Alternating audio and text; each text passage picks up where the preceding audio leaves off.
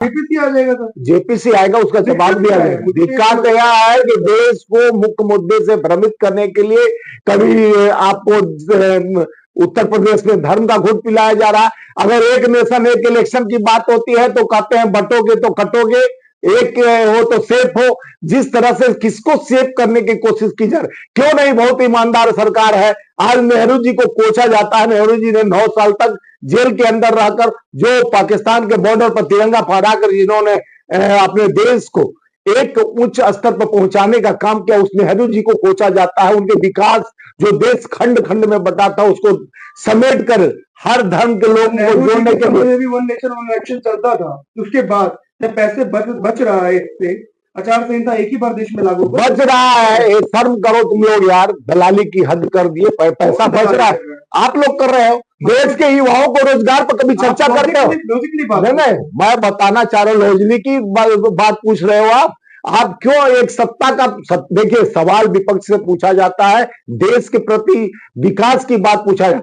सत्ता का चमचा और दलाल बनकर नहीं सवाल किया जाता है, सत्ता के खिलाफ सवाल किया जाता है, सत्ता के गोद में बैठ के सवाल नहीं किया जाता। सत्ता देश का जिस तरह से विभाजन कर रही है, सत्ता देश के कमेटी रामनाथ कोविंद, तो रामनाथ कोविंद कौन है? हाँ तो नहीं,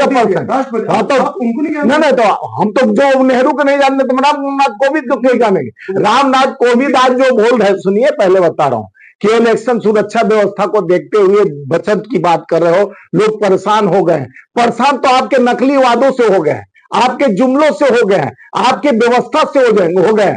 देश का प्रधानमंत्री चुनाव आते ही मंगलसूत्र मुजरा की बात करता है, इससे शर्मनाक चीज हो सकता है? देश में विभाजनकारी शक्तियां मजबूत हो जाती है, धर्म का घूट पिलाया जाता है। इंडिया पाकिस्तान के सुनो, पहले सुनो तो सही, पूरा बात नहीं सुन रहे हो आप, दलाल के तरह मत गठबंधन देखिए। क्यों नहीं जाएंगे? आपके मैंने वन नेशन इलेक्शन पर मैं मंगलसूत्र पर इसलिए जा रहा हूं कि देश को भ्रमित कर सत्ता में बैठे, सत्ता के गलियारे में बैठे, जो उच्च पद पे है, जो गरिमामय पद पे है, देश का प्रधानमंत्री सबका प्रधानमंत्री होता है, उनके शब्दों को मैं आपको बताना चाह रहा हूं, मेरा शब्द नहीं है। वन नेशन वन इलेक्शन यह देश को भ्रमित करने के लिए। बताइए कि क्यों नहीं पास होना चाहिए? पास इसलिए नहीं होना चाहिए, हमारा देश बहुत 140 करोड़ जनता का देश है। एक बार वोट दे दीजिए, एक बार वोट देना होता तो यही सुरक्षा व्यवस्था है ना देश का। बार बार वोटिंग अगर सिस्टम रहता नहीं, आप ही बोलो तो हम जवाब दे। हमारा पहले सुनने का ताकत है। नहीं, आप जैसे सुनो, पहले शर्म करो यार, आप लोग जैसे पत्रकार देश को दलालों को ठेकेदार बन गए हैं। आज देश में वह व्यवस्था चल रहा है कि युवा जिस तरह से कठिन परिस्थिति से गुजर रहा है। उत्तर प्रदेश के आज मुख्यमंत्री बोल रहे थे कि हम इराक में इतने युवाओं को उत्तर प्रदेश का भेज दिए 1.5 लाख रुपया महीना। यानी बेरोजगारी का आलम हो यह है कि आपको इराक और कई देशों में जाना पड़ रहा है। और देश का दुर्भाग्य है जो कहते हैं CA/NRC लागू करके और देश में बाहर के लोगों अब अपने देश के लोगों को रोजगार देने में नहीं है सक्षम सरकार। तो इस तरह का तो वो लोग लाते हैं गारंटी, जैसे पहले भी लाए नोटबंदी, कहे कि मैं आतंकवाद खत्म कर दूंगा, मैं देश को सुरक्षित हाथों में दिया हूं।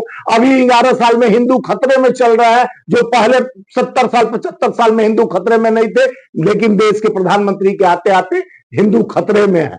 आज बांग्लादेश में हिंदुओं के साथ क्या हो रहा है?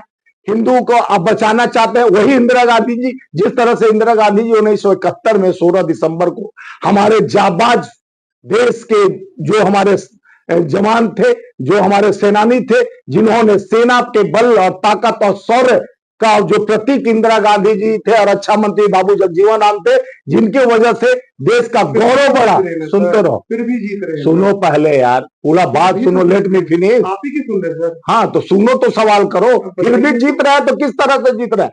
आप लोगों के कंट्रोवर्सी के वजह से आप लोगों को उनका जो जी हुजूरी आरती उतारते हो, चौथा स्तंभ होता है मीडिया। देश को सच्चाई सामने लाना चाहिए। आप कभी सवाल खड़ा सत्ता से करते हो? शर्म आनी चाहिए। सवाल करो सत्ता से, सत्ता से सवाल करो कि आज 2 करोड़ नौकरी का गारंटी देने वाली सरकार, एक जुमलों की बादशाहियत का जो शंख पर बैठी हुई सरकार, जो 15 लाख खाते में लाने की बात कही थी, जो निरंतर जीएसटी पर जीएसटी, टैक्स पर टैक्स लगाते जा रही है, गरीबों को और गरीब करने के लिए जिस तरह से 5 किलो राशन का यानी ड्रग्स की तरह सुंघाने का काम कर रही है। हाँ, ड्रग्स है। जिस देश में कल कारखाने फैक्ट्री स्किल ना लगे, जिस देश में रोजगार ना मिले, तो राशन के सहारे देश थोड़ी नहीं चल सकता। आज 275 लाख करोड़ देश पे कर्ज है। यार मैं बोलूं कि तुम बोल लो? आप किस तरह का सवाल करते हो? दलालों की तरह सवाल करते हो। मेरा बात तो सुनो, पूरा बात खत्म नहीं होगा। पत्रकार हो कि दलाल? बंद कर दो। मैं बोल रहा हूँ 5 किलो राशन के सहारे में देश का हर आदमी चाहता है कि हमें काम दो। कर्मयोगी लोग हैं हमारे भारत के, पसीना निकालते जानते हैं कि कर्म प्रधान विश्व करी राखा जो जग कर। किसने चलाया सर स्कीम? तो कांग्रेस की सरकार से चली। स्कीम हमारे समय में इतना बेरोजगारी ने, आज 25 साल का युवा 42.5% बेरोजगार है। एनसीआरबी रिपोर्ट देखो उठा के, देश में जिस तरह से नंबर 1 दिल्ली में दुराचार हो रहा है, नंबर 7 पर उत्तर पर जहां जहां इनकी व्यवस्था है वहां पर महिलाओं की सुरक्षा की गारंटी लाल किले से बड़े बड़े लंबे लंबे भाषण माननीय प्रधानमंत्री जी देते थे। न महिला सुरक्षित है, न युवा सुरक्षित है। तो इलेक्शन करा के आप राजा बनना चाहते हैं, जिस तरह से एक को सेव करना चाहते हैं, अडानी को सेव करके गरीब किसान पर हक पर पेट पर लात मारने का काम करते हैं। तो आप सिर्फ देश को करने के लिए चुनाव, देश का पैसा बटाने का बात करते, तो 54 साल में है जो हम 75 साल 54 लाख करोड़ हमारे पास कर्ज था। सुनो, अडानी के आड़ में सुनिए, पहले अडानी के ही तो सारा संस्था डूबा हुआ।